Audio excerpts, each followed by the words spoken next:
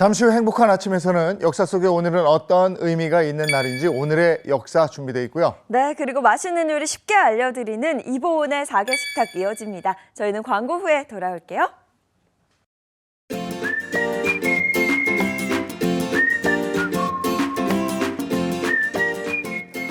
안녕하십니까. 행복한 아침 이재용입니다. 안녕하세요, 장예은입니다. 오늘은 11월 21일 목요일이고요. 저희는 오늘의 역사, 이번의 4개 식탁 이렇게 준비해놨습니다. 네, 오늘의 역사에서는 지금 이 시기 과거에는 어떤 일이 있었는지 역사 속으로 들어가 보겠고요. 이어지는 이보은의 4개 식탁에서는 쌀쌀해진 날씨 이럴 때일수록 면역력 잘 지켜야겠죠. 집에서 이 손질할 필요 없이 만들 수 있는 자숙 전복으로 만드는 밥도둑 밑반찬 2가지 준비했습니다. 기대 많이 해주세요. 자, 목요일의 행복한 아침 본격적으로 시작합니다.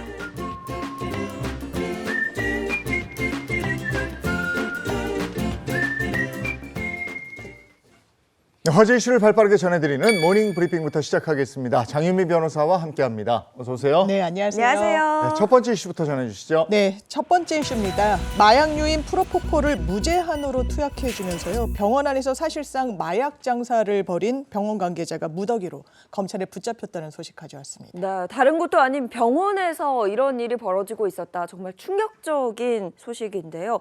프로포폴 투약과 판매 얼마나 이루어지고 있었던 거죠? 네, 상당히 조직적으로 이뤄졌는데요. 검찰에 따르면 전직 의사 서 씨 등 8명은 지난해 11월부터 올해 6월까지 병원에서 무려 417차례에 걸쳐서 14억 5,800만 원어치의 프로포폴 그리고 전신마취제인 에토민테이트를 중독자들에게 주사하는 방법으로 판매 투약해 왔습니다. 충격적인 건요. 결제한 만큼 이 마약류를 무제한으로 투약시켰다는 건데요. 하루에 1,800만 원이 넘는 돈을 내고 10시간 30분 정도 투약한 경우도 이번에 적발이 됐습니다.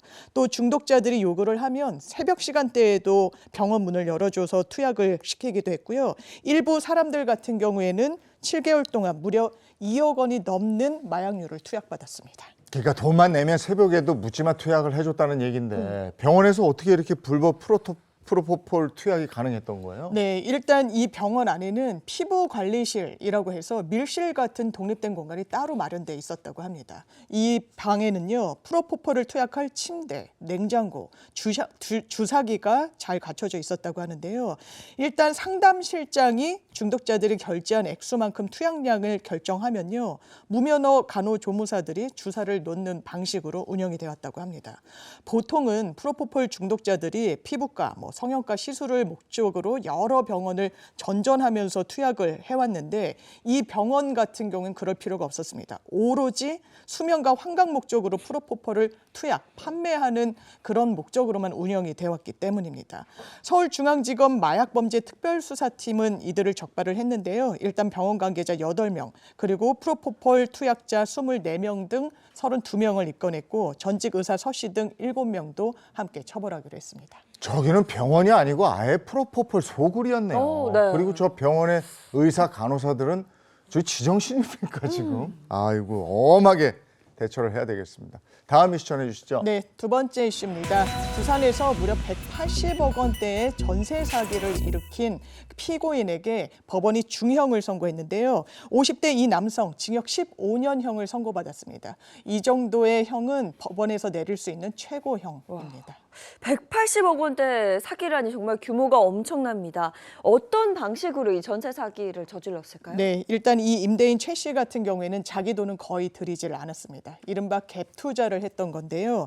이런 갭 투자 방식으로 부산 수영구의 오피스텔을 포함해서 9개 건물 총 296세대를 사들였습니다. 임대 사업을 하면서 229명에게 이 임대차 계약을 체결하고 전세를 놨는데 전혀 돌려주지를 못했던 겁니다. 그 규모만도 180억 원에 이르렀고 안타까운 건 피해자들 대부분이 사회초년생인 20대나 30대에 집중돼 있었다는 겁니다. 피해자들 탄원서의 내용을 보면 더 안타까운데요. 일부 피해자들 같은 경우에는 결혼 상견례 하루 전날 파혼을 당했고 그 스트레스로 체중이 빠지고 백내장까지 앓고 있다. 이런 사연까지 담겨져 있었습니다. 그러니까 단순히 돈뿐이 아니고 청년들의 희망을 앗아간 거예요. 네. 이게 중형이 마땅한 건데 이 최 씨라는 사람 형이 무겁다면서 항소했었다면서요? 맞습니다. 본인은 아마 다투려고 했던 이유가 검찰이 1심에서 13년형을 구형을 했습니다. 이 사람에게 13년형을 내려달라고 의견 개진을 한 건데 법원이 검찰의 구형량보다 더 높은 15년형을 1심에서 선고를 했습니다. 이건 상당히 이례적인데요. 보통은 검찰의 구형량보다 한 절반 내지는 뭐 3분의 2 정도로 이 선고가 내려지기 때문입니다. 이 남성 항소했지만 항소심 법원도 15년형이 적당하다고 판단을 했고요. 대법원까지 갔지만 대법원 역시 같은 판단을 내렸습니다. 법원이 그만큼 중하게 본 거잖아요. 네. 이건 잘 보신 것 같아요. 예, 이거. 예. 다음 이슈 전해 주시죠. 네, 세 번째 이슈입니다.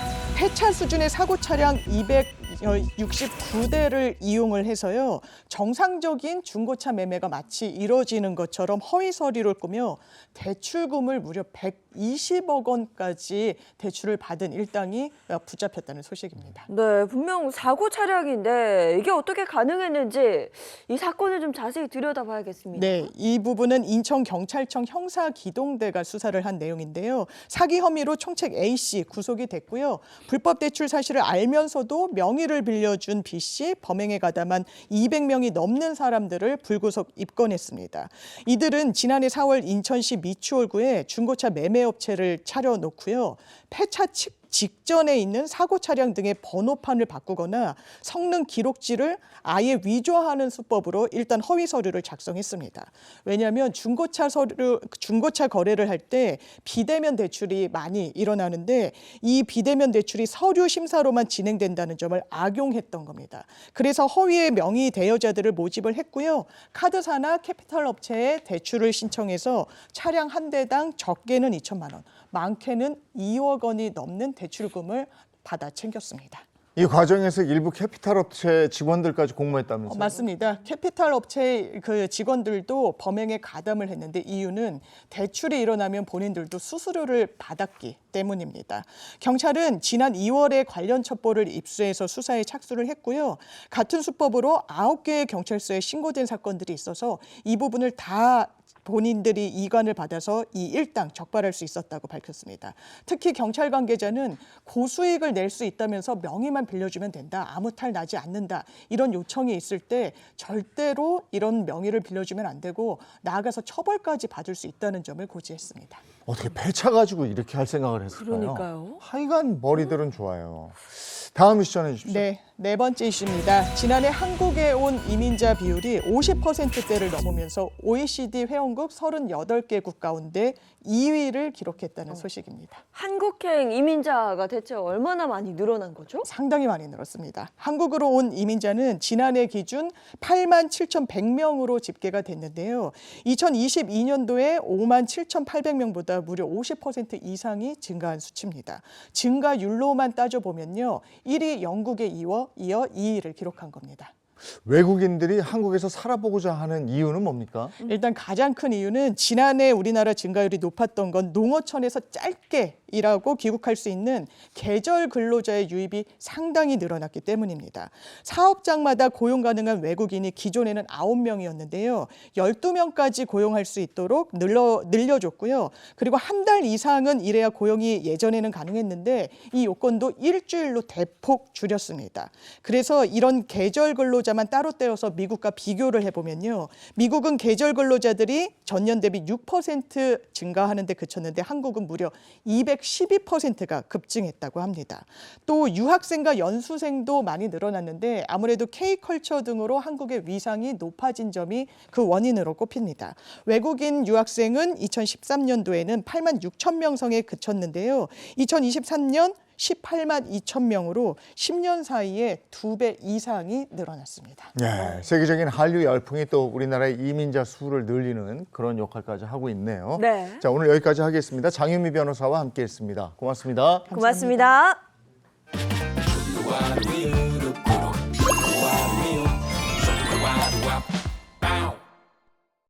재작년이죠. 2022년 하면 떠오르는 게 뭐가 있겠습니까? 뭐 많은 일들이 있었지만 2022년 하면 그 초강력 태풍 네. 흰남노 때문에 사실 그 남해안 도시들을 중심으로 정말 큰 피해를 입었었거든요. 특히 포항이요. 포항 네, 도시 하천이 범람해서 정말 침수가 보통이 아니었는데 그때 잘못했으면 여의도 면적이 3배 정도인 포항 제철이 폭발할 뻔했다. 네. 이겁니다. 근데 그때 태풍과 맞서 싸워준 영웅들이 있었기 때문에 그걸 막아내고 이겨낼 수 있었는데 이분들의 이야기를 담아 아주 특별한 현장이 있다고 해서 찾아가 봤습니다.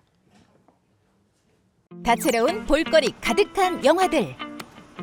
그중에서도 사람들의 관심이 집중된 인기 급상승 영화가 있다면서요? 데드라인 보러 왔어요. 예, 데드라인 왔습니다. 데드라인의 배경이 되는 포항제철소 사고가 났을 때 제철소 안에서 같이 근무를 하고 있었습니다. 그래서 그런 것들이 어떻게 재구성됐는지 또 얼마나 긴박한 상황이었는지 조금 더 흥미있게 접근해서 볼 수 있을 것 같아서 영화의 배경이 된 포항에서 관객들을 만나기 위해 배우들이 총출동했습니다. 주말 시간 내주셔서 너무 감사드리고요. 네, 안녕하세요. 데드라인에서 오유나 PD를 맡은 배우 공승현입니다. 반갑습니다. 감동적인 실화가 또 전달될 테니까 여러분들도 오늘 즐겁게 감상하시고 주변에 많이 알려주시기 바랍니다. 사상 최초로 포항제철소에서 로케이션 촬영을 진행하면서 리얼리티를 극대화했다는데요. 그래서일까요? 영화 데드라인은 개봉 전부터 큰 기대를 모았습니다. 더욱 궁금해지는 이 영화 살짝 엿볼까요? 때는 2022년 9월 6일 초강력 태풍 흰남노가 한반도를 강타했습니다. 홍수 피해 현장입니다. 양수기로 감당이 안 될 것 같습니다. 물이 너무 빨리 들어옵니다. 하천 범람으로 펄펄 끓는 쇳물을 받아내는 제강 공장이 물속에 잠긴 상황. 1200도가 넘는 쇳물이 차가운 물하고 만나면 어떻게 된다? 위기에 빠진 제철소. 만약 밸브를 제때 열지 못하면 어떻게 되지? 공장 절반이 날아갈 수 있습니다. 언제 터질지 모르는 사상 초유의 비상사태. 그러나 더 큰 피해를 막기 위한 철강인들의 고군분투. 재난에 맞서 싸웠던 평범한 사람들의 이야기. 영화 데드라인이었습니다. 그 실화의 감동을 전해줄 주역들을 만났습니다. 안녕하세요. 배우 이준혁입니다. 저는 이번 데드라인이라는 영화에서 공승현 씨의 그 선배 PD 역할을 맡았습니다. 네, 안녕하세요. 저는 데드라인에서 포항제철 소장, 제철소 소장 강무성 역할을 맡은 홍서준입니다. 네, 안녕하세요. 저는 박지일입니다. 저는 이 영화에서 포항제철 대표 역할을 맡았습니다. 아주 위기의 순간마다 직원들이랑 잘 합심해서 좋은 선택으로 우리 시대의 어떤 그 리더의 본보기를 보여주는 그런 역할입니다.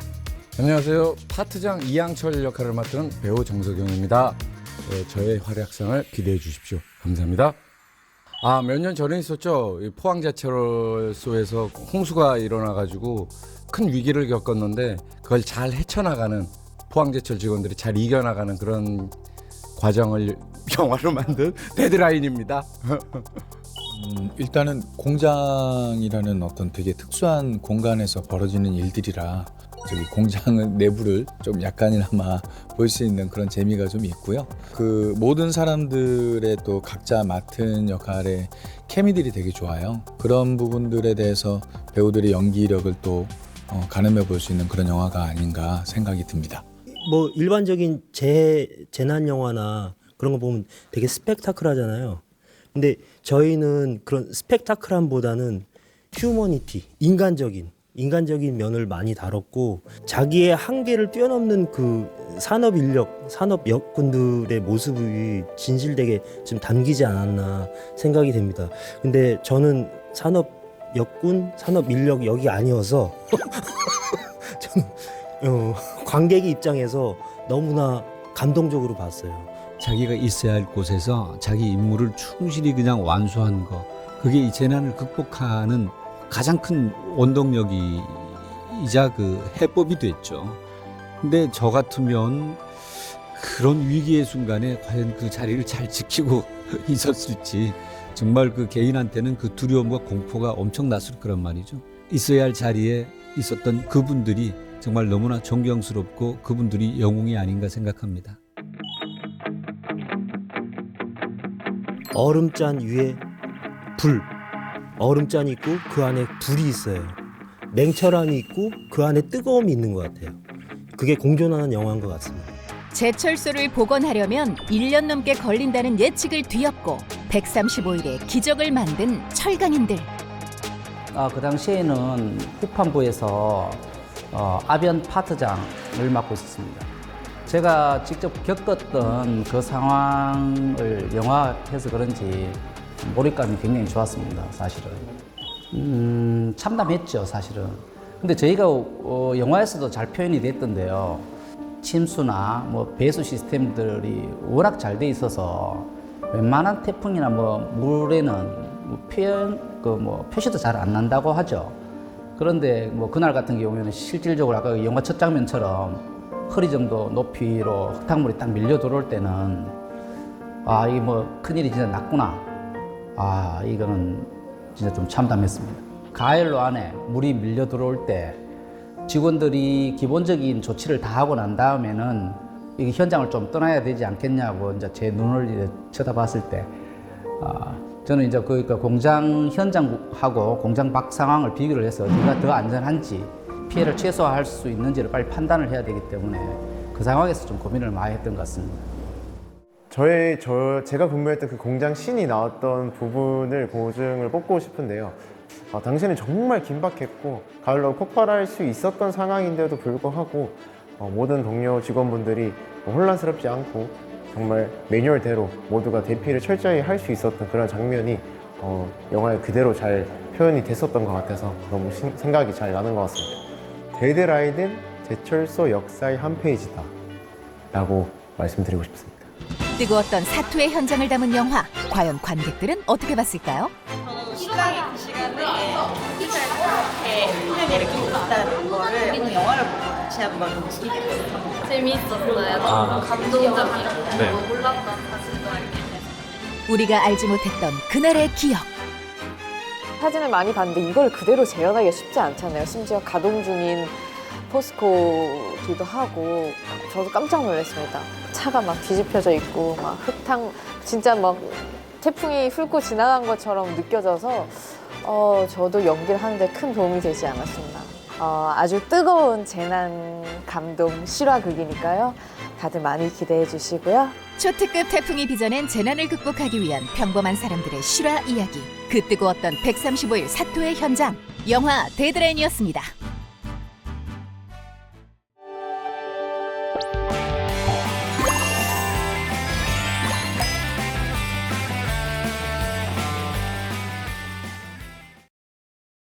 네, 행복한 아침 함께하고 계신 지금 시각이 7시 48분을 넘어섰습니다. 이제 오늘의 역사 속으로 들어가 보겠습니다. 개그맨 정철규 씨 어서 오세요. 네, 안녕하세요. 오늘 또 오렌지 컬러가 잘 어울리지 않습니까? 개그맨 정철규입니다. 반갑습니다. 네, 오늘도 우리를 역사 속으로 안내해 주실 역사학자 이익주 교수님 반갑습니다. 네, 안녕하세요. 오늘도 역사 이야기를 재밌게 함께할 역사학자 이익주입니다. 네, 그러면 오늘은 먼저 언제로 돌아갑니까? 1968년 11월 21일로 갑니다. 어떤 얘기 해주시겠습니까? 1968년 11월 21일은 우리나라 국민에게 주민등록증 발급이 시작된 날입니다. 대한민국 국민이라면 누구나 예외 없이 13자리 숫자를 부여받는데요. 자기만의 고유 식별번호이면서 대한민국 국민임을 인정받는 숫자라고 할 수 있습니다. 이날부터 주민등록번호와 주민등록증 제도가 시작된 겁니다. 우리나라 국민들은 너무나 당연하게 행정 업무를 볼 때 또 금융 업무를 볼 때 주민번호 얘기하고 주민등록증 제시하고 네. 이렇게 하잖아요. 그렇다면 이게 있기 전에 그때는 어떻게 증명을 했을까요? 네, 이 주민등록증은 주민등록법에 근거한 건데요. 자기가 거주하는 곳을 등록하는 법은 1942년 일제강점기의 조선 기규령에 뿌리를 두고 있습니다. 일제가 강제징용이나 징병 등 식민지 수탈을 효율적으로 하기 위해서 만든 제도인데요. 기류라고 한 건 말이 어렵죠. 기숙사 할 때 기자하고 머문다고 하는 뜻의 류자입니다. 자기 본적지가 아닌 곳에 살 때 90일 이상 다른 곳에 거주하게 되면 반드시 신고를 하게 된 그런 제도를 말합니다. 해방 후에도 1950년 6.25 전쟁 직후부터 지역별로 18세 이상 국민들에게 시도민증을 발급해서 신분증과 행정사무에 활용을 했는데요. 시도민증에는 본적, 출생지, 주소 등이 기록이 돼 있었습니다. 그럼 이렇게 시도민증을 사용하다가 주민등록번호를 만들고 또 주민등록증을 사용하게 된 계기는 뭐였을까요? 1968년 1월 21일 북한의 무장게릴라 31명이 박정희 대통령을 암살하기 위해 청와대로부터 300m 떨어진 곳까지 침투하는 사건이 있었습니다. 121 사태 또는 일명 김신조 사건이라고 부르는데요.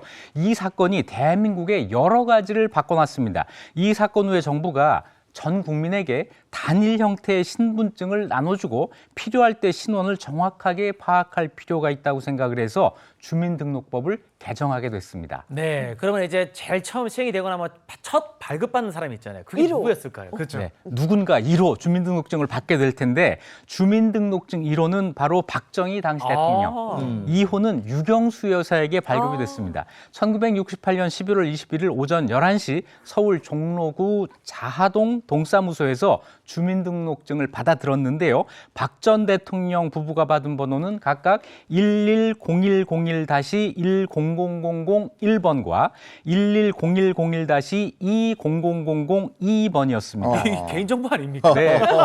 당시에는 지금 13자리 주민등록증과 다르게 숫자 12자리로 이루어졌는데 앞에 6자리는 지역번호, 뒷 6자리는 성별 1자리와 개인 일련번호 5자리가 부여됐습니다. 당시 박정희 대통령과 유경수 여사의 주민등록번호가 개인 비밀인데 당시 신문 1면에 실려서 공개가 됐습니다. 주민등록번호가 야, 이게 시대가 신문에 실리다. 그렇죠. 지금과는 정서가 정말 확실히 달랐네요. 근데 당시에는 주민등록증의 그 형태도 지금과 달랐죠. 네, 당시 주민등록증은 지금처럼 가로가 아니라 세로로 긴 모양이었습니다. 앞면엔 사진이 붙어 있고 이름과 주민등록번호, 생년월일, 본적, 호주 성명 그리고 병역 특기 번호가 기록이 돼 있었고 뒷면에는 주소와 직업을 적고 두 손 지장을 찍었습니다. 주민등록증에 병역 특기 사항을 모두 기록해 놓은 것은 유사시에 인력 동원에 쓸 수 있게 하기 위한 것이었죠. 1975년 12자리 숫자를 13자리로 바꾸고 앞에 6자리는 지금처럼 생년월일로 했습니다. 지금처럼 가로로 긴 주민등록증은 1983년에 탄생했고요.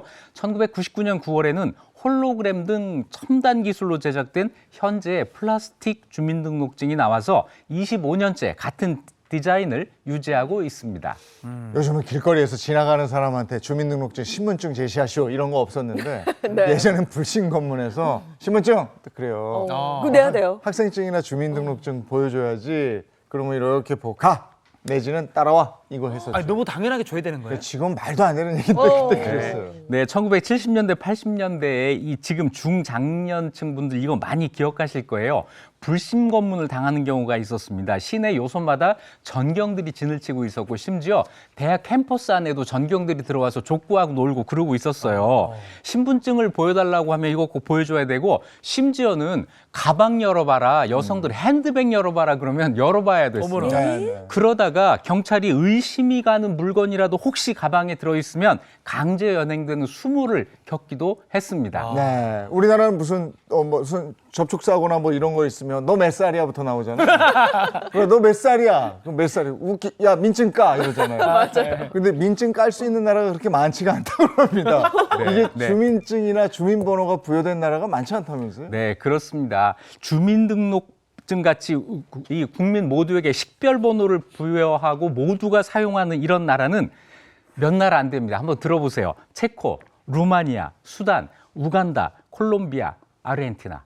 이게 전부입니다. 나머지 나라는 이런 이 번호를 사용하지를 않아요. 사진이 들어간 신분증명이 필요한 경우에는 운전면허증이나 여권을 보여주면 되고요. 거주지 증명을 할 때는 집으로 날라온 가스비 청구서, 관리비 납부서 이거를 보여주게 돼 있습니다. 뭐야? 아날로그의 나라 일본 있죠. 일본은 의료, 세금, 금융복지, 투표 등 여러 분야에서 각각 다른 번호를 사용하다가 2016년부터 마이넘버라고 하는 통합 개인식별 번호를 사용하고 있습니다. 오늘은 우리나라 국민임을 증명하는 주민등록증의 변천사를 알아봤습니다. 네, 알겠습니다. 이제 다음 역사로 가보겠습니다. 1978년 11월 18일로 갑니다. 어떤 얘기 해주시겠습니까? 1978년 11월 18일은 사이비 종교 인민사원 집단 사망 사건이 일어난 날입니다. 남아메리카의 가이아나라는 나라에 있던 인민사원의 신도 900여 명이 단체로 목숨을 끊은 건데요. 전례 없는 이 사건은 특히 미국 사회에 큰 충격을 주었습니다. 900여 명이 한꺼번에 와. 사망을 했다. 이 사이비 종교 참사 중에서도 정말 충격적인 사건인데 인민사원이라는 종교, 대체 어떤 종교입니까? 1950년대까지만 해도 미국의 인종차별이 무척 심했습니다. 흑인을 멸시하고 교회도 백인 중심이었는데요. 이때 짐 존스라는 백인 목사가 등장합니다. 그는 인종차별과 싸우면서 흑인 인권을 위해 투쟁을 했는데요. 그의 교회에선 백인과 흑인이 함께 기도드렸고 가난하고 어려운 처지에 있는 사람들을 도왔습니다. 이 교회 이름이 바로 인민사원, 피플스 템플이었어요. 인민사원의 파급력은 커졌고 시작 당시 50명이었던 추종자가 2만 명까지 늘어났습니다. 네, 당시 그 인종차별이 굉장히 심했던 시대잖아요. 네. 그리고 빈부격차도 굉장히 심했을 건데 평등사회를 추구를 했으니까 굉장히 어떻게 보면은 좋은 목사인 것 같고, 그리고 또 교회도 굉장히 이상적인 교회인 것 같은데 뭐 문제가 혹시 있었을까요? 네, 이 짐 존스 목사가 미국을 떠나서 자신들만의 이상적인 마을을 만들기로 결정을 합니다. 샌프란시스코의 신도 1000명을 데리고 남아메리카의 작은 나라 가이아나에 가서 마을을 세우는 건데요. 이 마을에서 바깥으로 통하는 도로가 없을 정도로 외부와 상당히 떨어진 곳에 마을을 세웠어요. 그 마을 이름이 존스타운이었습니다. 부자와 가난한 자도 없고 인종차별도 없고 완전한 평등사회, 그들만의 유토피아를 거기에 건설하려고 한 거죠. 신도들은 작은 공동주택에 살면서 농사를 짓고 자급자족했고 마을 바깥으로 나가면 흑인 탄압은 물론이고 독사와 원주민 때문에 위험하다면서 늘 총을 둔 무장 경비원이 마을을 지켰습니다. 네, 뭐 모든 인종과 배경, 사회 경제적 지위가 없는 곳이었잖아요. 정말 네. 그들만의 유토피아를 만든 건데 사실 그들은 뭐 스스로 이방인이 되기를 선택을 한 거고 또 그 안에 있는 사람들이 뭐 행복하다면 큰 문제는 없을 것 같은데요. 그죠? 네. 과연 그랬을까요? 네, 어느 날 미국의 리오 라이언 하원 의원에게 편지 한 통이 오는데요. 아이들이 존스타운에서 인권 침해를 당하고 있다라는 내용이었습니다. 1978년 11월 17일 라이언 의원은 기자들과 함께 존스타운을 방문했고 의심을 갖고 살폈는데 생각과는 완전 딴판이었어요. 사람들은 정말로 행복해 보였고 존스타운을 생애 최고의 터전이라면서 자랑을 합니다.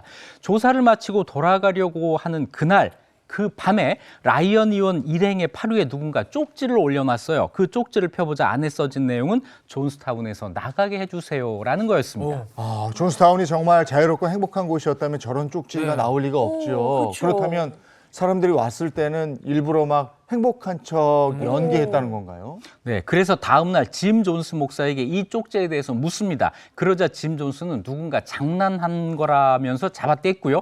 결국 라이언 의원 일행은 마을을 떠나기로 하고 탈출 의사를 직접 밝힌 신도들과 미국으로 돌아갈 비행기를 기다리고 있었는데 그런데 그때 총을 든 사람들이 비행장에 다가오더니 총을 쏴대기 시작했습니다. 어허. 라이언 의원과 기자, 신도 몇 명이 총에 맞아 쓰러졌고 결국 라이언 의원을 포함한 5명이 숨졌습니다. 그러니까 이게 총을 싼 걸 보면은 이 사람들이 이제 미국으로 돌아갔을 때 어떤 이 실상들이 까발려질까 봐 어허. 두려운 거지. 문제가 있는 겁니다. 그렇죠? 그렇죠. 근데 이미 이 사건 때문에 이 실상이 세계에 알려지게 됐죠. 그래서 목사 짐 존스가 역사에 남을 무시무시한 결정을 내려요. 900명이 넘는 인민사원 사람들이 다 함께 목숨을 끊기로 한 겁니다. 짐 존스는 때가 왔다면서 음료에 청산가리를 섞어 신도들에게 마시라고 합니다. 평소에도 이들은 독이라고 쓰여있는 가짜 독약을 마시면서 43번이나 이런 연습을 해왔다고 해요. 존스타운의 상황이 전부 담긴 44분짜리 죽음의 녹음 테이프엔 다 끝났다. 이건 울 일이 아니라 기뻐해야 할 일이다. 우리는 이 잔혹한 세상에 대항하는 혁명적 죽음을 취할 것이다. 라는 짐 존스의 연설이 담겨 있었습니다. 아이를 걱정하는 어머니에게는 아이와 함께 삶을 내려놓으라며 부추기기도 했습니다. 이렇게 사망한 이들이 짐 존스를 포함해서 총 918명, 그중 276명이 어린아이들이었습니다. 야, 이거 진짜 비극입니다. 너무 큰 충격인데 진실을 가리기 위해서 자신뿐 아니라 900명이 넘는 신도들의 목숨도 직접 끊게 만든 거거든요.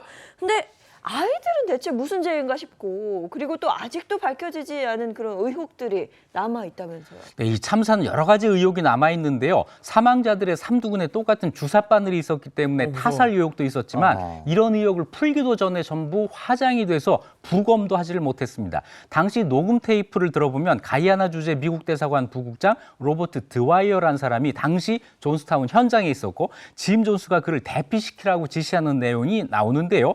로버트 드와이어가 CIA 요원이었던 게 밝혀지면서 정부 요원을 비난해왔던 짐 존스가 왜 CIA 요원과 친하게 지냈는지, 당시 CIA가 이 마을에서 무슨 역할을 했는지 하는 의문이 있었지만 하나도 밝혀지지를 않았습니다.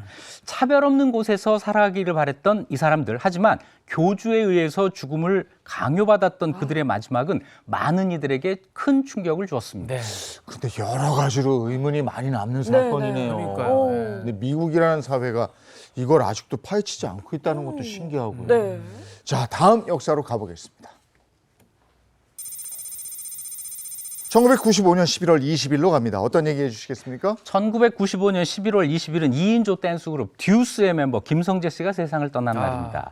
김성재 씨는 솔로 컴백 바로 다음 날 서울 서대문구 호텔에서 숨진 채 발견됐고요. 아직까지 뚜렷한 사인이 밝혀지지 않은 채 미스터리로 남아 있습니다.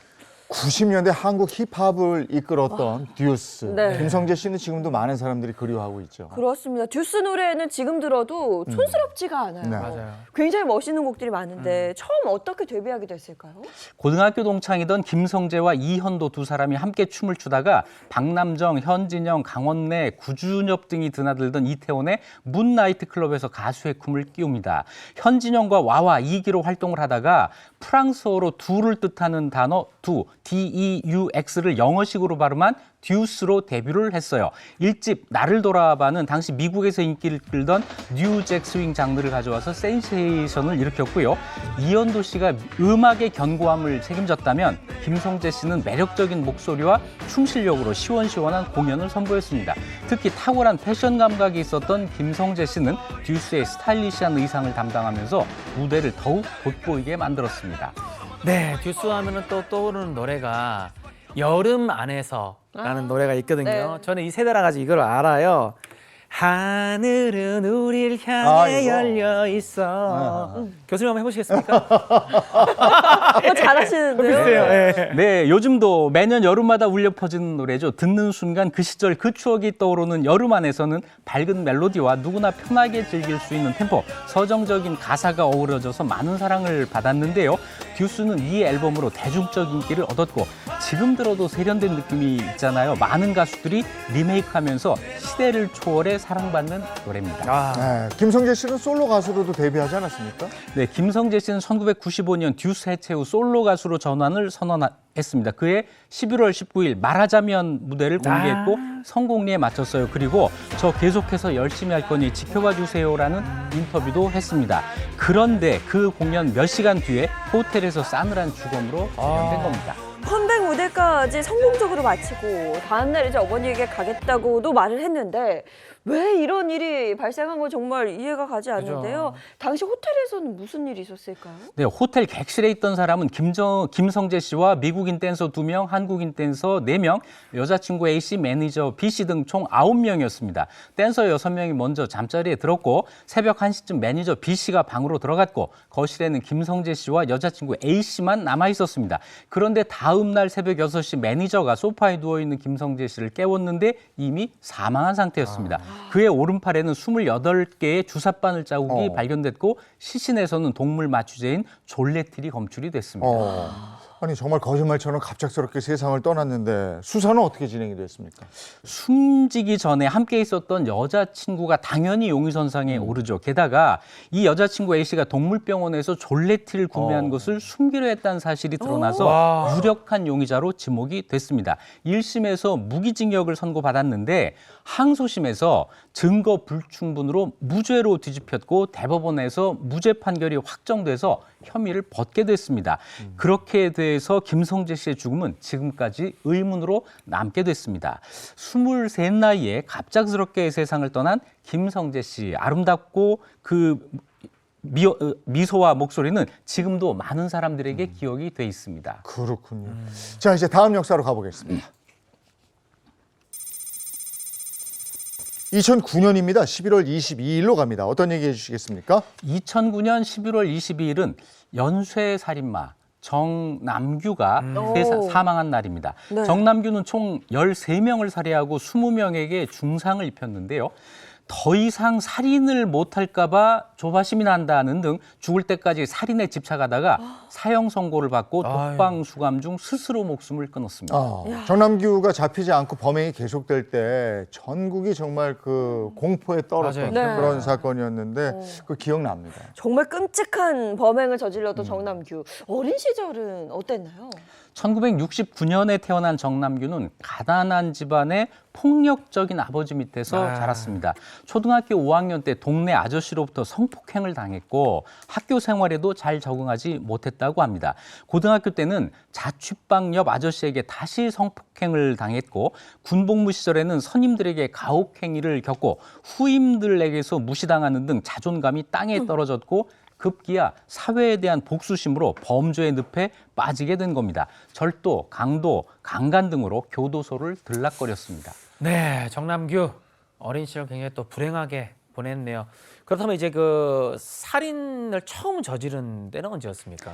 2004년 1월 14일 저녁에 갑자기 살인 충동을 느꼈다고 하는데요. 인천에 살던 정남규가 갑자기 살인 충동을 느끼고 무작정 집을 나와 부천시 원미구 소사동으로 갑니다. 처음엔 범행 상대로 여성을 찾았는데 보이지 않자 놀이터에서 놀던 초등학생 남자아이 2명에게 접근했고 산으로 위협해서 데려가 성폭행 후 살해했습니다. 범행 16일 만에 아이들의 시신이 발견됐는데 그날도 정남규는 구로구에서 40대 여성을 흉기로 수차례 찔러 중상을 입혔습니다. 그러니까 이게 살인의 쾌감을 맛봤다 뭐 이런 얘기도 그때 했었던 걸로 기억나는데 네. 여기서 헤어나오지 못하고 그 후로도 계속 살인을 저지르고 했던 거잖아요.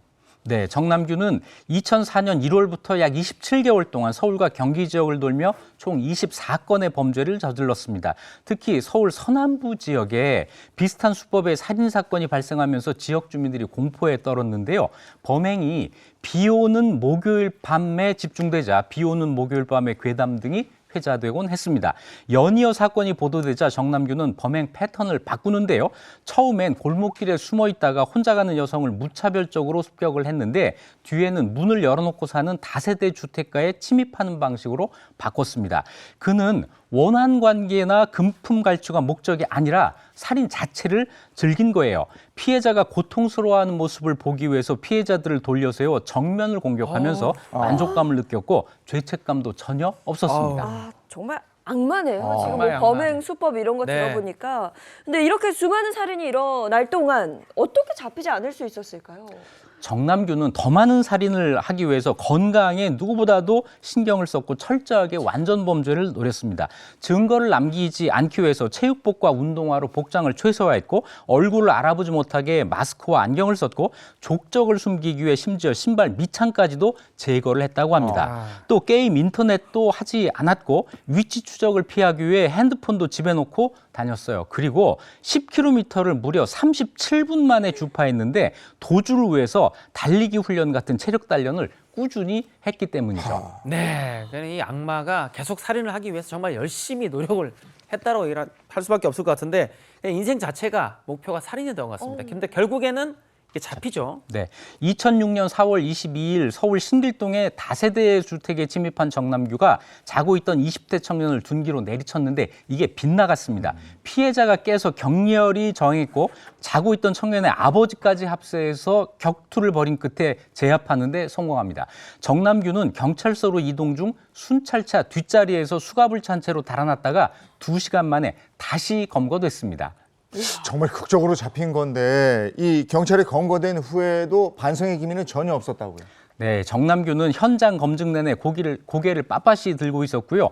유족에게 발길질을 하고 차 안에서는 카메라를 향해 웃기까지 했습니다. 또 조사 과정에서는 지금도 피냄새를 맡고 싶다, 피냄새에서는 향기가 난다라는 말을 했고 1000명을 죽여야 했는데 채우지 못하고 잡힌 게 억울하다 이런 말까지 했습니다. 또 유영철이 했다고 자백했던 서울 이문동 살인 사건을 자신이 했다고 밝히면서 왜 내가 한 건데 자기가 했다고 하는지 모르겠다라고 해서 현장 검증을 다시 한 일도 있었어요. 유영철보다 자신이 한 수 위고 살인에 있어서는 1인자가 되고 싶다 이런 거였겠죠. 네. 그리고 정남규 의원은 결국 스스로 목숨을 끊었죠. 네, 사형이 선고된 정남규는 독방 수감 중에도 살인을 하지 못해 괴로워했고 재판부에 사형 집행을 빨리 해달라고 종용을 하다가 2009년 11월 21일 스스로 세상을 떠났습니다. 그의 마지막 살인은 바로 자기 자신이었던 거죠. 희대의 살인마 정남규는 이렇게 단 한마디 사과도 없이 전혀 반성하지 않은 채 세상을 떠났습니다. 영화 중에 왜 그 악마를 보았다. 악마네요, 정말. 예. 자, 여기까지 하겠습니다. 오늘도 유익한 역사 이야기 들려주신 이익규 교수님 고맙습니다. 고맙습니다.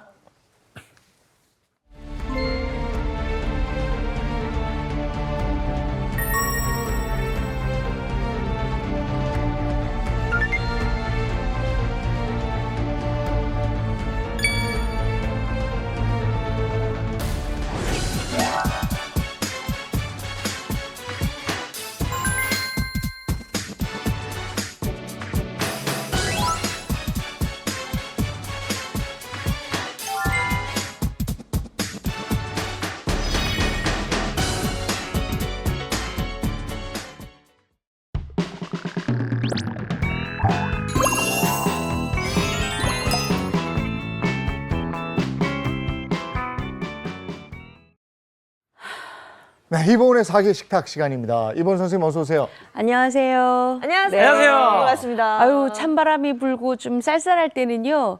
요게 있어야지 저희가 조금 원규 회복이 좋습니다. 네네. 바로 면역력이죠. 면역력을 챙길 때 가장 좋은 재료가 있는데 바로 전복입니다. 전복 좋아하시죠? 신난다. 네. 전복이 효능만 좋을 뿐만 아니라 효능이 좋을 뿐만 아니라 맛도 아주 좋아서 많은 분들이 좋아하시는데요. 근데 이 전복이요. 사실 살짝 그 손질하기가 조금 까다롭고 그다음에 손질하고 나서 조금 전 처리하기가 조금 힘들어서 많은 분들이 아유 난 전복 너무 좋아하는데 전복을 자주 못 사겠어 하시는 분들 계시잖아요. 오늘 그런 분들을 위해서 제가 준비한 게 있습니다. 바로 자숙 전복입니다. 이 자숙 전복은요. 활전복을 금방 잡은 다음에 바로 요거 세척해서 바로 찝니다. 그리고 바로 급속 냉동을 시켰기 때문에 굉장히 촉촉하면서도 아주 쫄깃쫄깃해서 우리가 쓰기가 좋고요. 그다음에 손질도 굉장히 잘 되어 있기 때문에 여러분들이 자숙 전복 가지고 할 때는 껍질 벗기기 좋지요. 이빨 빼기 좋지요. 내장 빼기 좋아서 아주 좋습니다. 근데 제가 오늘 이 자숙 전복 가지고 뭘 할 거냐. 여러분들 전복 가지고 반찬 실컷 드시고 싶지 않으세요? 너무 좋죠. 아니, 전복 가지고 반찬을 실컷 먹을 수가 있어요? 네.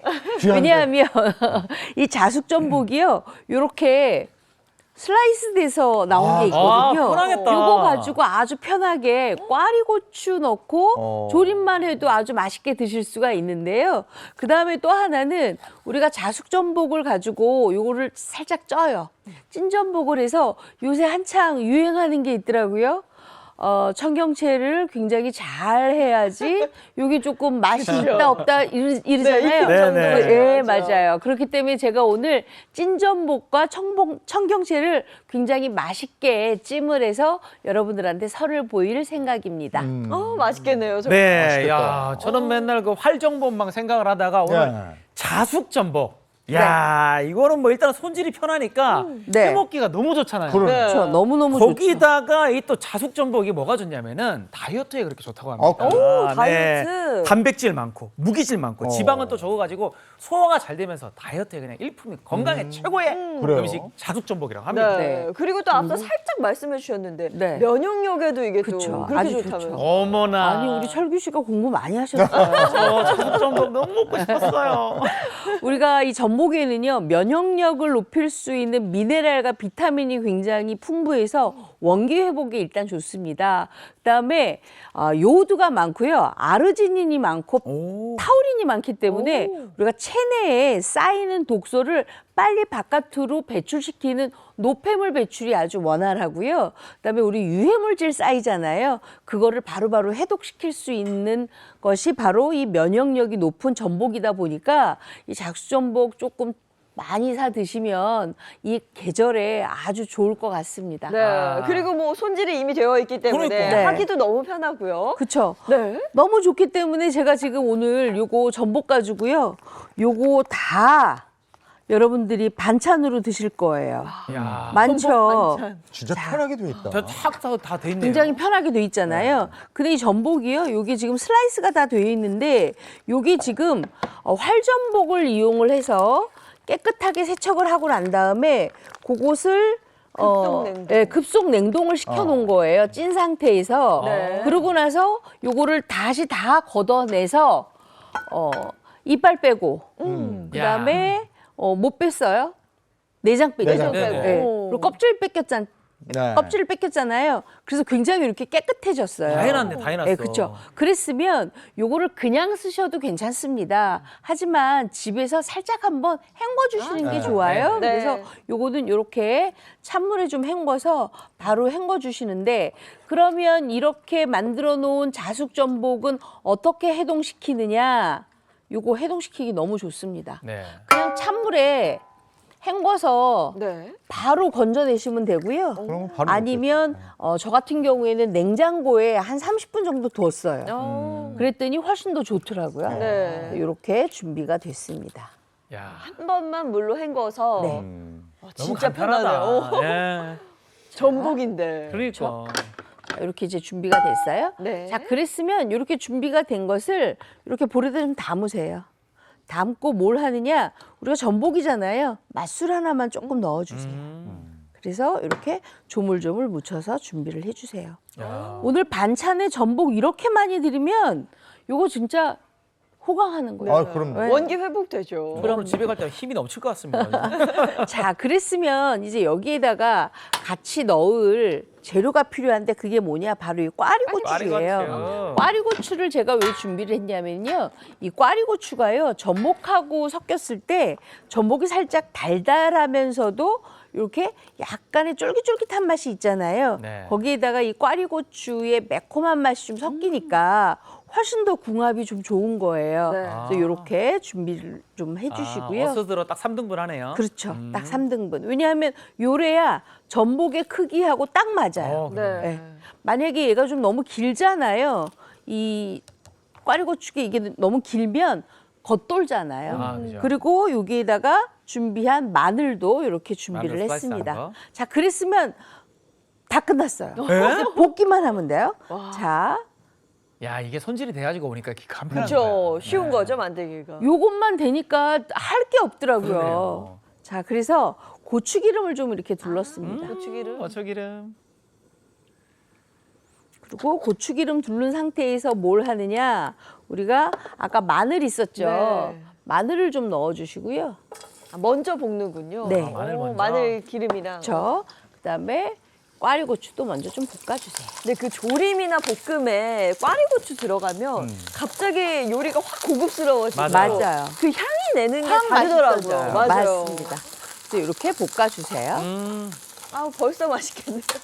아, 우리 또 고추기름. 우리 또 이번 쌤 앞치마가 오늘 또 고추기름 에디션 아닙니까, 그죠? 아. 오늘 제가 조금 색깔 좀 맞췄어요. 네, 레드 컬러로. 네. 자, 이렇게 해서 좀 같이 볶아주세요. 향 올라온다. 그쵸. 좋다. 싹 오죠. 야, 저기다가 전복 들어가면 뭐. 다른 재료 완전 필요 끝내주죠. 없죠. 네, 다른 거 필요 없어요. 완전히 끝내주는 전복 꽈리고추 조림을 만들 수가 있는데, 네네. 자, 그러면 제가 요것만 준비를 해왔으면 좀 섭섭하지 않으시겠어요? 네. 오늘 이렇게 전복이랑 같이 잡수실 건데 어차피 전복은 이렇게 다 자숙 전복이고 슬라이스 전복이기 때문에 다 만들어진 상태잖아요. 네, 익었고. 그래서 죽을 좀 끓여왔습니다. 어머나. 설마 했는데 네. 전복죽이랑 같이 먹는 거예요? 네. 야. 정말 저희 가게 식탁 사랑합니다. 어머나 행복한 아침 사랑해요. 죽에 저 전복 들어가 있는 거 봐. 자, 그랬으면 이렇게 좀 볶아주세요. 그랬으면 얼른 전복을 맛술에다 지금 버무렸잖아요.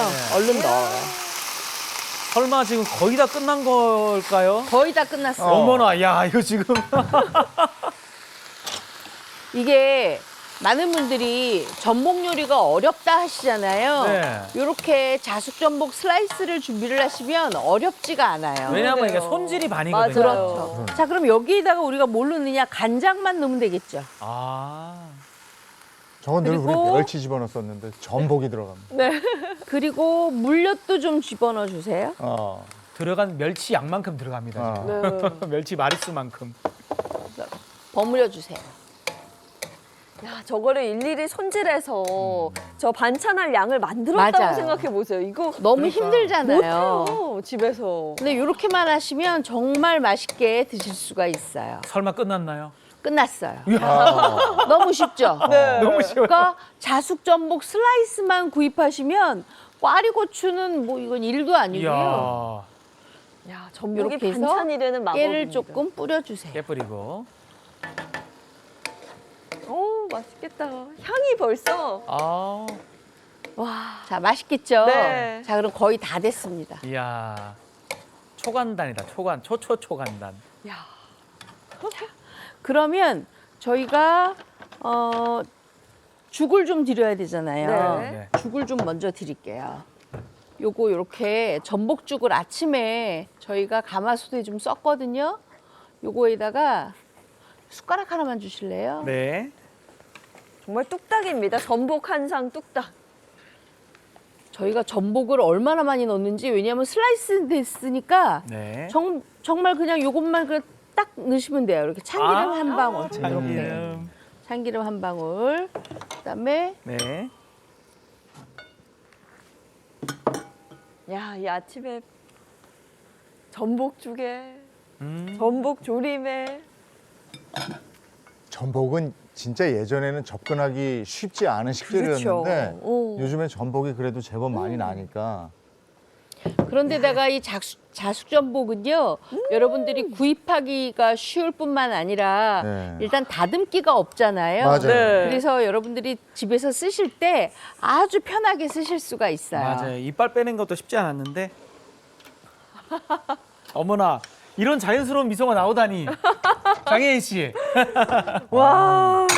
근데 철규 씨 그것만 가져가시면 안 되는데요. 아, 예, 예. 와. 이걸 가져가셔야 돼요. 어머나. 아, 향도 그렇고 찰지고 맛있다. 네, 그리고 네, 전복이 맛있죠? 너무 쫄깃쫄깃해요. 그렇죠? 통통하고. 쫄깃쫄깃한데 질기지 않고 식감이 그대로 살아있어요. 그렇기 때문에 자숙 전복의 슬라이스가 아마 어머님들한테 가장 인기가 많을 거라는 저는 생각이 들어요. 네. 진짜 질기지도 않네요. 쫄깃하면서. 맞습니다. 메인 요리. 쌤 좀 많이 주세요.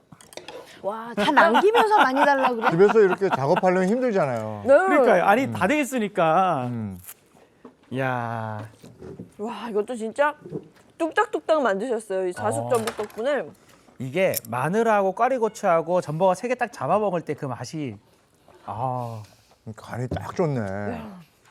맛있죠? 네. 진짜 그냥 뭐 표현할 것도 없어요. 그냥 웃음이 나오는. 그렇죠? 전복을 이렇게 듬뿍 넣고 꽈리고추하고 이거 예전에는 그냥 우리가 멸치 넣고 멸치볶음해서 먹는 건데. 그러니까요. 야, 그리고 식감이 전복 식감이랑 꽈리고추 식감이 섞이는 게 굉장히 좋네요. 네. 전복이 이렇게 탱글탱글하다고? 야, 아니 이렇게 전복을 많이 먹어 보는 건 또 처음인 것 같아요. 그래요? 이렇게나 네. 이렇게 많이 먹기는 쉽지 않아요. 야, 이 정도 전복이면 사실 우리가 출연료가 좀 걱정이 되긴 합니다. 그죠? 와, 진짜 맛있네요. 일단 이 전복의 질 자체가 워낙 좋고 뭐 얇거나 하진 않아요. 통통하고 그러니까 그게 신기해. 식감도 좋고 너무 적절한데요. 쫄깃쫄깃 식감이 좋은데 쫄깃할 때 질겨서 고무 느낌이 나는 것도 있어요. 근데 이거는 전혀 그렇지 않고 식감이 쫄깃하면서도 이게 싹 스며드네. 너무 맛있어요. 이제 그거 이제 잡수실 때 저희는 뭘 하냐 하면은요. 제가 이제 열심히 만들어드린 아침에 전복죽. 네. 그다음에 전복 꽈리고추 조림 가지고 지금 굉장히 맛있게 드셨잖아요. 네. 간이 딱 맞죠. 네. 자, 그랬으면 요새 이 청경채가 그렇게 유행이더라고요. 왜 청경채가 그렇게 유행인가 그랬더니 어떤 분이 청경채를 아주 잘 익혀서 드시는 것 때문에 그렇게 유행인데 오늘 이 청경채가 이 자숙 전복하고 만났습니다. 아하. 그렇기 때문에 훨씬 더 맛있는데 일단 자숙 전복은 이렇게 생겼어요, 여러분. 이렇게. 오, 이건 슬라이스 된 게 아니에요? 요거는 슬라이스 된 게 아니라 활전복을 세척해서 바로 넣었던 거예요. 이렇게. 자, 그럼 요거를 이렇게 채반에다가 올리세요. 이렇게. 채반에다가 올려주세요. 네. 왜냐하면 아무래도 급속 냉동을 한번 시켰다 하더라도 저희가 끓는 물에 한번 넣거나 뭐 이렇게 해서 한번 익혀줘야 되잖아요. 네. 자, 그래서 이렇게 넣어주시고요. 슬라이스가 아니니까 안쪽까지 좀 따끈하게. 그렇죠? 자, 이렇게 좀 넣어주세요. 이렇게 넣어주시고 제가 이제 여기에다 해야 될 게 있어요. 바로 뭐냐? 요 대파 잎이에요. 대파 잎을 이렇게 했어요. 이러면 비린맛 없다는 거 제가 옛날에 한번 말씀을 드렸었죠. 자, 그랬으면 요거 지금 뭔지 아세요? 청주예요. 청주. 네, 청주를 이렇게 부어줄 거예요. 이번에 맛술이 아니라 이제 청주를. 네, 청주예요. 청주를 이렇게 부어줬어요. 자, 그랬으면 팔팔팔팔 끓는 물을 여기다가 이제 부으세요. 야, 이거는 또 생각을 못했네요. 청주에 대파에 네. 이렇게 해서 팔팔 끓는 물을 위에 부어준다. 네. 이렇게 하시면은요, 따로 끓는 물을 할 필요가 없이 이렇게 하면은 이 안에 있는 전복이 아주 저절로 적당하게 익혀져요. 네. 이렇게 해서 전복 숙채를 만드시는 거예요. 아셨어요? 네. 자, 그래서 이렇게 잠깐만 두세요. 자, 그랬으면 요거 5분 둘 동안 우리는 뭘 하느냐? 바로 청경채를 제대로 삶아야 돼요. 청경채를 제대로 삶을 건데 청경채를 제가 이렇게 반으로 잘라줬어요. 4등분을 해줬다는 얘기예요. 이렇게 4등분. 만약에 청경채의 앞쪽이 굉장히 뿌리 부분이 두껍다 그러면은 6등분 하셔야 돼요. 아셨죠? 네. 이렇게 준비를 해주세요. 자, 그랬으면 청경채를 삶으려고 팔팔팔 지금 물을 이제 해놨는데 문제는 제가 지금 여기에 뜨거운 물을 하고 아무것도 안 해놨잖아요. 네. 이러면 안 익혀져요. 뚜껑을 꼭 이렇게 덮으셔야 돼요. 증기가 나가지 않도록. 아셨죠? 네. 자, 이렇게 준비를 하셔야 돼요. 자, 그랬으면 소금을 가져다가 여기를 약간 넣을게요. 청경채를 삶을 물에 네, 소금을 소금 잠깐 먼저. 넣을 네. 거예요. 자, 그러면 넣는 스타일도 잘 넣어야 되겠죠. 그죠? 그래야지만 빨리 익혀질 거 아니에요. 네. 그랬으면 어떻게 넣느냐? 바로 이렇게 넣으셔야 돼요. 두꺼운 부분을 두꺼운 부분을 아래쪽으로 가게. 자, 아래쪽으로 가게. 그래서 살살살 이렇게 만져주세요. 네. 먼저 익어라, 먼저 익어라. 이래야 위아래가 다 익혀졌다고 말씀을 하시는 거예요. 익힌 정도? 네. 주문을 외울 정도로 그죠? 근데 저는 궁금하긴 했어요. 대체 얼마나 익혀야 네. 그 적절한 익힘 우리가 정도가 보통 나오는지. 청경채 익힐 때 그냥 탁 넣잖아요. 시금치처럼.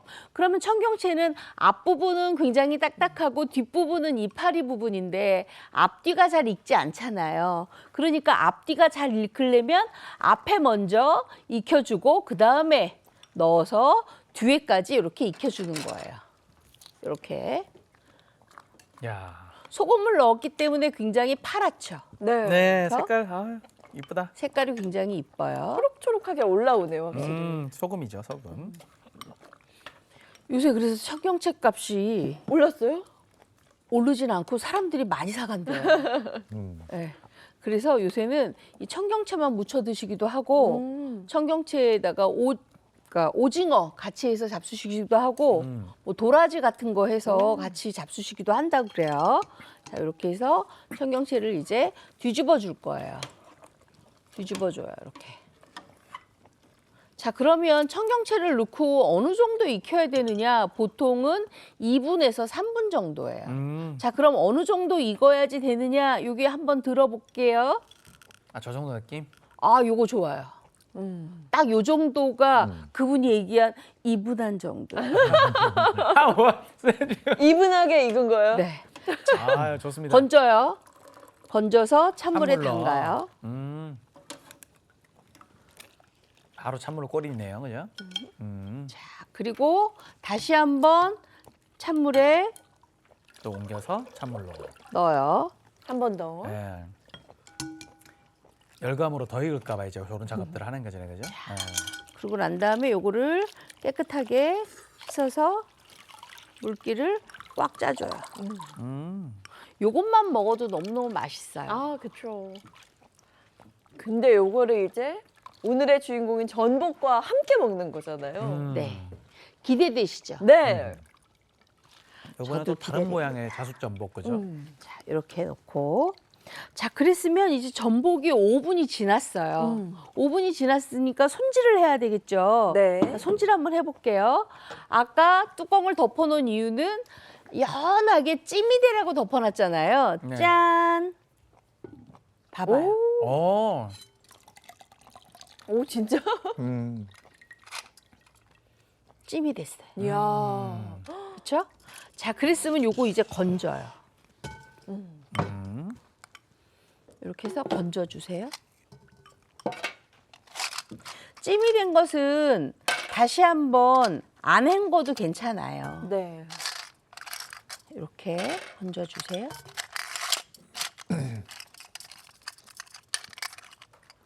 야, 이게 아까는 슬라이스된 형태였고 네. 지금은 전복이 그렇죠. 자숙 그 채로 돼 채로 된 있잖아요. 거죠. 활전복 자, 그랬으면 이렇게 붙어 있는 거는 이렇게 숟가락으로 떼어요. 금방 네네. 뚝 잘라지잖아요. 네. 그랬으면 안쪽에 있는 것들 이렇게 헹궈주고, 자, 보이시죠? 내장. 네네. 내장만 잘라요.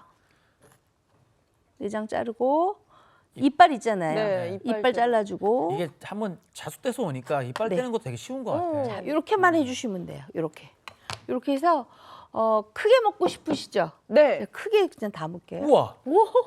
자, 이빨만 이렇게 잘라주세요. 야. 자, 진짜 찌니까 간편하네요. 자석해서 오니까 이빨 떼는 게 되게 간단하네. 그쵸.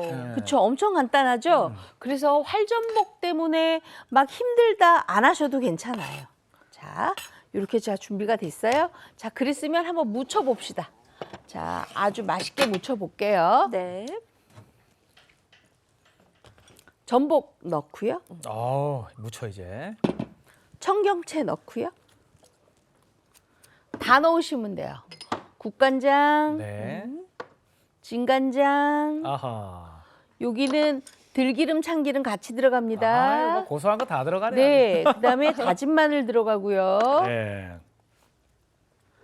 그다음에 요거 통들깨예요. 통들깨 넣어야 씹히는 맛이 있어요. 그리고 깻가루 좀 들어가고요. 어머나, 깨다 통들깨까지. 고소한 거 그다음에 들어가네. 들깨가루 넣어주세요. 들깨가 들어갔어. 쪽파 넣어주세요. 쪽파. 자, 요거는 실고추예요. 아, 또. 실고추 넣어줘야지만 살짝 무침이 맛있어요. 요거 이제 버물버물 무쳤어요. 무쳐요? 네. 끝난 거예요, 설마? 끝났어요. 어머나. 엄청 무쳐. 맛있겠죠? 네. 그리고 마지막에 소금 간만 아하. 해주세요. 소금 간만. 자숙, 소금 전복에 1작은술 정도 무쳐. 넣으시면 돼요.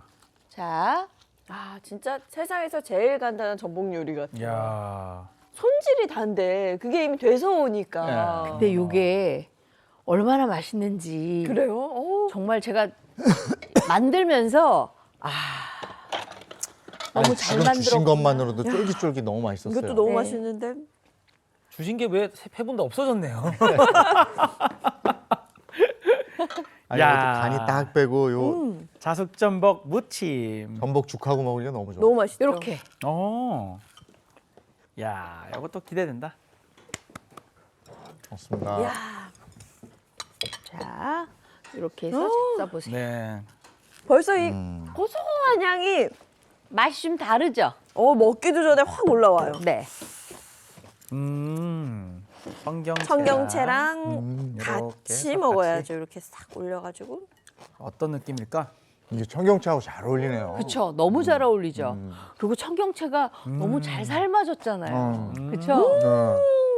딱딱하지도 않고 그렇다고 너무 물르지도 않고. 근데 아삭한 맛이 살아있어요. 그렇죠. 아삭한 맛이 전복하고 살아있죠. 청경채가 되게 잘 어울려요. 잘 어울려요. 네. 그리고 정말 아까도 얘기했지만 고소한 게 다 들어가서 이미 향으로 끝났어요. 맞습니다. 이야. 손님 오셨을 때 이렇게 자숙 전복 준비를 하셨다가 하나는 죽도 끓이고 슬라이스는 그다음에 우리 자숙 전복 통은 이렇게 해서 만들어서 접시해서 한 접시 내시면 손님들이 정말 좋아하시죠. 금방이다, 금방. 약간 정말 신경 썼구나. 그게 보일 것 같아요. 그렇죠. 많이 신경 쓴 게 보이시죠? 아니 근데 어쩜 이렇게 질기지도 않고 탱글탱글, 쫄깃쫄깃해요. 너무 이게 맛있는데요? 통째로 있으니까 씹는 맛이 더 좋네요. 그렇죠. 씹는 맛이 더 좋죠. 야, 너무 그래서 맛있습니다. 자숙전복 같은 경우에는 이렇게 큰 거보다는 이렇게 적당하게 조금 좀 많이 들어있는 것들 구입하셔서 이렇게 잡수시는 게 훨씬 더 좋습니다. 네, 오늘 전복 요리 정말 맛있게 먹었고요. 자, 다음 주는 어떤 다음 주는요. 날씨가 점점 추워진다 그래서 제가 정말 뜨끈뜨끈한 거 준비했는데요. 황태 곰탕 준비했어요. 국물떡. 정말 맛있겠네요. 이재용 아나운서 제일 좋아하는 거잖아요. 그렇죠? 다음 주도 기대하겠습니다. 선생님 고맙습니다. 고맙습니다. 감사합니다. 네, 오늘 날씨 바로 알아보겠습니다. 마지원 기상캐스터 나와주세요. 네, 상암동에 나와 있습니다. 오늘은 확실히 어제보다 추위가 덜합니다. 현재 서울은 6.4도 가리키고 있는데요. 어제보다 4도가량 높아서 평년 기온을 웃돌고 있습니다. 네, 이처럼 오늘은 추위가 반짝 누그러집니다. 아침 기온은 대부분 5도 안팎으로 어제보다 높겠고요. 낮 기온도 15도 안팎을 보이겠습니다. 자세한 지역별 낮 기온입니다. 오늘 서울의 한낮 기온 14도 예상되고요. 남부지방도 광주와 대구 15도까지 오릅니다. 오후까지 중부지방에는 비가 조금 오겠습니다. 양은 대부분 5mm 안팎으로 적어서요. 작은 우산 챙기시거나 잠깐 비를 피하셔도 되겠습니다. 네, 밤사이 대기가 정체된 데다 국외에서 초미세먼지가 유입됐습니다. 오늘은 중부를 중심으로 대기질이 탁하겠는데요. 비가 와도 양이 적어서 먼지를 씻어주기는 어렵겠습니다. 오늘은 초미세먼지 나쁨 수준 보이는 곳이 많겠습니다. 호흡기 약하신 분들은 마스크 하나 챙겨주시고요. 외출 후에는 손발을 잘 씻는 게 중요합니다. 지금까지 날씨였습니다.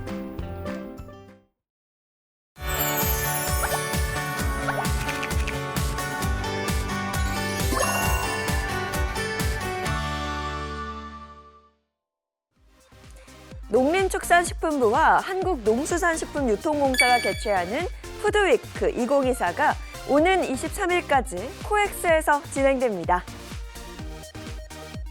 이번 푸드위크는 국내외 식품, 외식 산업의 전망과 트렌드 및 경영 전략을 공유하고 소통하는 장으로 마련됐는데요.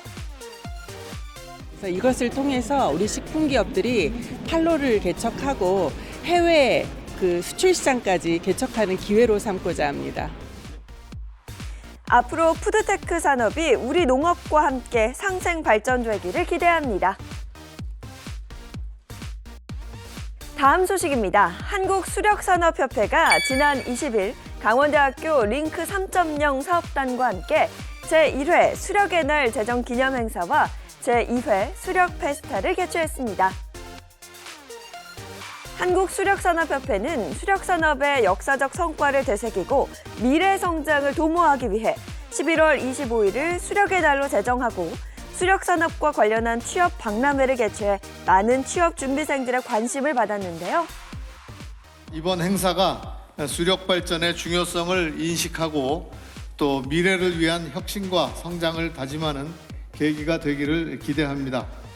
앞으로도 수력의 날이 대한민국 수력 산업의 혁신적 도약을 기념하는 날이 될 수 있도록 지속적인 관심과 많은 참여를 부탁합니다.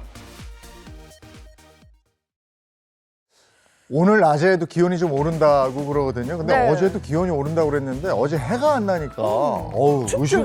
을씨년스럽고. 그러니까요. 아 근데 사람 마음이 참 그런 게 날이 좀 포근했을 때는 11월인데 좀 추워야 되는 거 아니야 하다가 또 날이 쭉 추우니까 이런 날이 참 반갑습니다. 좋은 하루 보내시고요. 저희는 내일 아침 7시 30분에 돌아올게요. 행복한 아침, 행복한 하루 되십시오. 고맙습니다. 고맙습니다. 즐겨봐 너의 세상 플레이 더 넥스트 채널 A.